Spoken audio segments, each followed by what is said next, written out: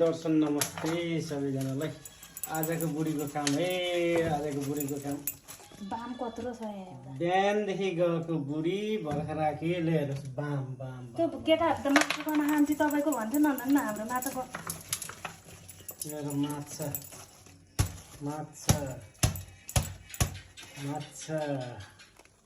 बिहानदेखिको बुढीको काम माछा माछा गाइज माछा बाम बाम बाम माछा 3 किलो त छ होला बुढो 2 किलो 2.5 किलो त सबैलाई बाम असरले के भन्थ्यो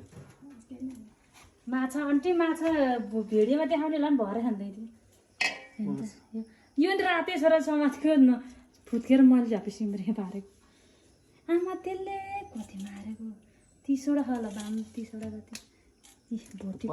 पछाड्देऊ माछा गाइज तयारी सम्पर्क राख्नु होला माछा